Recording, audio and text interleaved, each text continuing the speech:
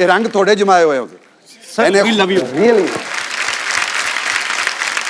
ਤੁਹਾਡੇ ਸੈੱਟ ਦੇ ਉੱਤੇ ਹਮੇਸ਼ਾ ਵਾਈਬ੍ਰੇਸ਼ਨ ਰਹਿਣੀਆਂ, ਉਹ ਆਉਣਗੀਆਂ ਵੀ, ਕਿਉਂਕਿ ਤੁਸੀਂ ਇੱਕ ਜਗ੍ਹਾ ਤੇ ਪੂਰਾ ਮੰਦਿਰ ਬਣਾ ਕੇ ਰੱਖਿਆ ਹੋਇਆ ਹੈ।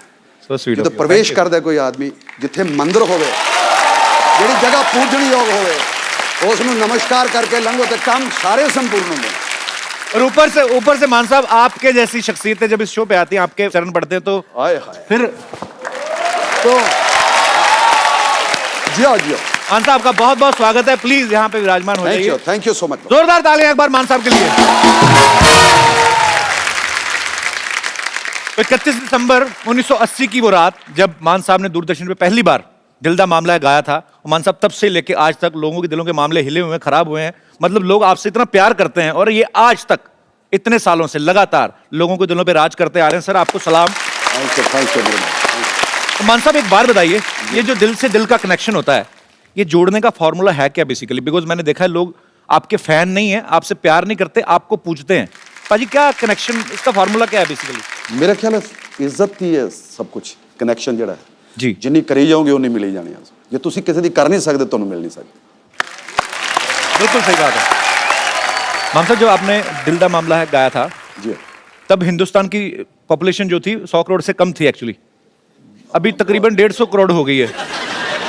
तो जब दूरदर्शन पे कुछ करोड़ लोग उस समय आपका गाना नहीं सुन पाए, अभी बढ़ गई ना मतलब, तो उनके लिए एक बार दोबारा से हो जाए मान साहब। दिल दा मामला। जी जी, मान साहब को सालों से फॉलो करते आ रहे हैं। ये कुछ नए बच्चे बैठे हैं, इनको बता दूं कि मान साहब ऐसी शख्सियत है, ऐसी ऐसी जगह पे परफॉर्म कर चुके हैं जहां पे शायद किसी कलाकार को मौका ही नहीं मिला है, या बहुत ही मुश्किल से मिलता है। जैसे न्यूयॉर्क में मेडिसिन स्क्वायर गार्डन में मान साहब परफॉर्म कर चुके हैं, वेम्बले में परफॉर्म करने वाले पहले पंजाबी सिंगर हैं, और रॉयल एल्बर्ट हॉल पाजी वहां पे तो मतलब एक एक बार इन लोगों को मौका मिलता। आपने बैक टू बैक 2 शोज किए थे ना वहां पे? जी, सैटरडे और संडे 2।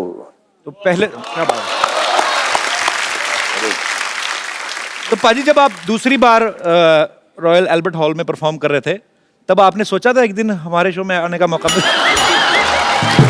हाय हाय। मैं ऐसे ही अभी क्या खुद ही मजाक करते रहते हैं, खुश हो जाते हैं।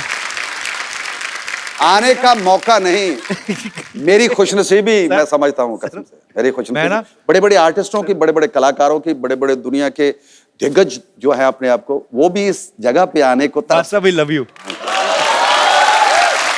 इतना बड़ा मंच, ये मंच नहीं ना, सरपंच बना दिया। आज सिद्धू साहब नहीं है तो लड़कियां देखो घुटने निकाल के बैठी उनकी चेयर पे। अब वो देखेंगे। देखो 4 देवियां बैठी हैं उनकी उसे सिंहासन पे। मान साहब आपको देवियां लग रही, मुझे तो बहुत खूबसूरत लड़कियां लग रही।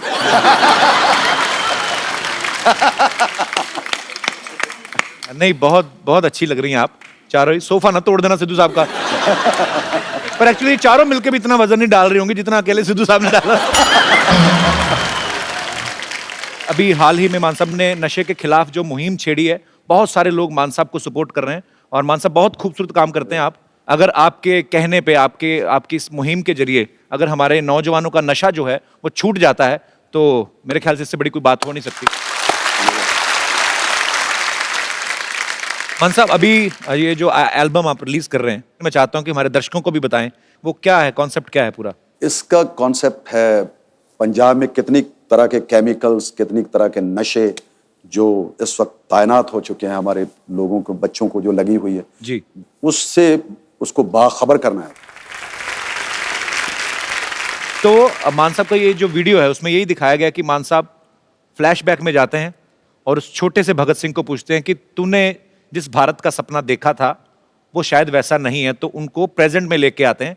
जब वो आके देखते हैं कि मैंने जिस भारत की कल्पना की थी वो इससे बिल्कुल उल्ट है, काफी सारी चीजें हैं जो गलत हो रही हैं, जो नहीं होनी चाहिए। सो बड़ा ही खूबसूरत एल्बम, उसके लिए बहुत बहुत बधाई मानता हूं।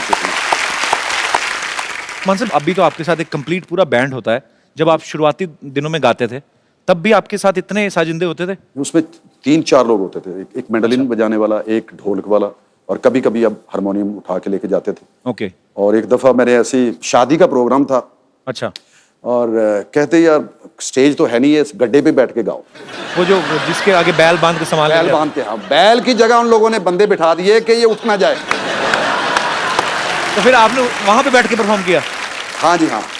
मैंने गाना शुरू किया, उधर से एक कैमरे वाला था जो बाहर से आया हुआ था, अच्छा। तो फोटो खींच रहा था। तो कहते यार तू इसकी फोटो क्यों खींच रहा है, ये जो हमारे मेहमान आए हुए हैं इनकी भी फोटो खींचो।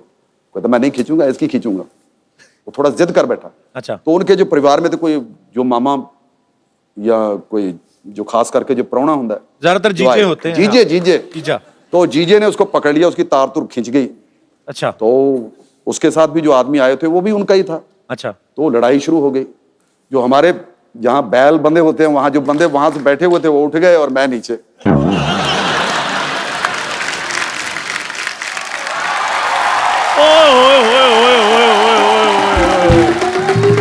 क्या बात है, मान साहब आए हुए हैं, क्या बात है। ओह क्या मान बात साहब है। इसको इज्जत ना दे, इसके पिंपल हो जाते हैं। बैठी मान साहब। Thank you. इसका बड़ा मजे, मतलब क्या पीछे से देख लेता कौन आया हुआ है, इधर आके एक्सप्रेशन ओए ओए ओए। आप अपने मुंह की जिप बंद करेंगे जरा। तो जो तुम्हारे मुंह का पजामा खुला हुआ है वो अगर पजामा खुड़ा है तो बीच में नाड़ा जलवा दो फिर। Shut up. अच्छा, आज मैं आप सबको एक बात बताना चाहता हूं कि सारी जिंदगी मेरे को यहाँ पर अपमान मिला है, सबको पता ही है। और आज पहले दिन मेरे को मान साहब मिल रहे हैं। ओए होए। आपको चरण चंदन जी, ओ बहुत चंदन। बहुत बड़ी अब तेरे 2 पिंपल निकलेंगे मान साहब, 2 बार उठे तेरे लिए। अच्छा, सरनेम उनका है मान, तो तुम्हें कैसे मिल गया, मतलब है इनके घर में तो आपको पता रेड पड़ी, सर, आप वहां पे भी कुछ नहीं मिला, सिर्फ एक्सप्रेशन ही मिले हुए। सोता सोता भी ऐसे करता रहता, ओए होए होए रात पै गई। क्या जाता है, दिन निकल आया तो कहता ओए होए दिन हो गया।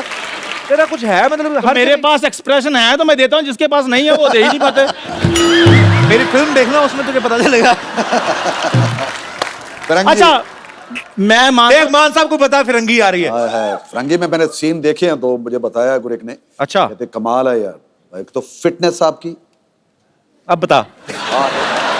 और उस अदायगी जो उसने मुझे बताया Thank कि you, मान साहब। बहुत ही कपिल ने कमाल की। रेड जो है पैसे वालों के घर में पड़ती है। अभी तो मुझे हैरानी है, तेरी तो चीनी में चीटियां नहीं पड़ती, तेरी रेड कहां से पड़ गई? वो तो मेरी इंटेलिजेंस है मान साहब, वो मैंने चीनी के डिब्बे पर नमक लिखवाया हुआ है, अच्छा पर चीटियां कंफ्यूज हो जाती हैं। अच्छा बैठ चल तू 2 मिनट। Thank you. ये चुटकुला तूने मुझे 22 साल पहले भी सुनाया था। तब भी मुझे इतनी हंसी नहीं आई थी। तुझे नहीं लगता ये बातें पुराने नोटों से पहले बंद हो चुकी हैं? ओ मेरे मालिक, मेरे मौला, शुक्र है आपको नोटों का पता है। अगर आपको पता है तो मेरा उधार क्यों नहीं चुकाते आप? खैर शर्मा जी छोड़िए, मैंने छोटे लोगों से पैसे लेने बंद कर दिए हैं। अब मैं मान साहब के साथ कोलैबोरेशन करने जा रहा हूं। क्या करने जा रहा है? कोलैबोरेशन करने जा रहा हूं। और तू जा कहीं जाके ब्रश कर। तू कौन? मेरे को 2 मिनट मान साहब के साथ बात करनी है। क्या बात करनी तुम्हें? वो 100 बिजनेस की बातें होती है बड़े लोगों की, आप क्यों पूछ रहे हो? करना क्या चाहता है बता। हम म्यूजिक में पार्टनरशिप कर सकते हैं। अच्छा, मतलब आपने गाना गाना है, मैंने पीछे कोरस देना है। नहीं, तेरा स्पीकर जैसा मुंह, इसका मतलब तू कोरस दे देगा? शर्मा जी देखो, क्या गाने में क्या पार्टनरशिप करेगा तू? मैंने पीछे म्यूजिक देना है। ओए होए। कैसे? मैं अभी डेमो देता हूँ। माइक देना जरा। Hello hello. अपना मान साहब जी, मैं ना मुंह से ढोलकी भी बजा लेता हूँ। ओए होए, मुंह से ढोलकी बजा ले। तबले जैसा मुंह बजाएगा ही।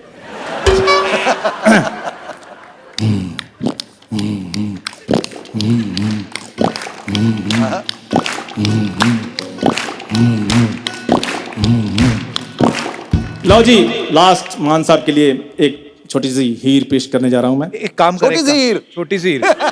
हीर तो कब की बड़ी हो गई। सुन मेरी बात, ये ना एक कफ की एक मेडिसिन आती है, वो खाएगा तेरी ढोलकी अपने आप बंद हो जाएगी। ये ढोलकी थी नहीं पहले, तो मैं तुझे बताऊं। ये मैं तुझे बड़े सालों से बोल रहा हूं, तूने कॉलेज टाइम में भी किया था। हाँ जी।